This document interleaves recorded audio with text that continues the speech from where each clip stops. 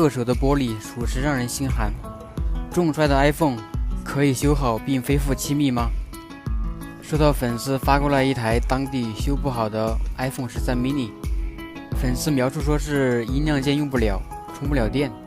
仔细检查外观后，就发现后玻璃有明显的破损。插上充电器，手机也是没有任何的反应。话不多说，我们接着往下看。用起屏器将屏幕提拉一个缺口后，打开我们的屏幕。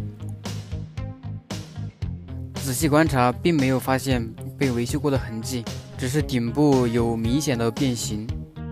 当地维修说是主板问题修不了，我就想问，拆都没拆，他怎么知道的呀？我们将手机接入外接电源，看电流明显是已经开机的状态。再来看一下我们的电池，扣上设备后，电池读不到任何的数据。然后我们给粉丝准备了一个全新零循环的排线，以及我们巨星的超容电芯。我们将备好的电芯和排线焊接在一起，组成一块全新的高容电池。这台手机的外商内商走到了天涯海角。和粉丝沟通后，考虑到性价比，给粉丝找到了一个原装拆机带排线的中框。接着我们需要将手机全部的零部件给拆下来。手机零件都拆完了，手机还可以防水吗？是不是非常的好奇？带着这个疑问，我们接着往下看。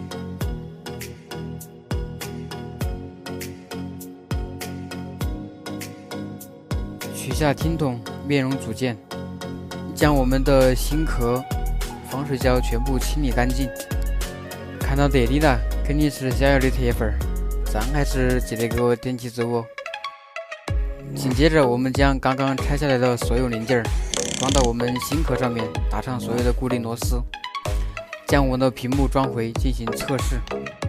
插上充电器后，手机成功进入系统，测试触摸是没有问题的。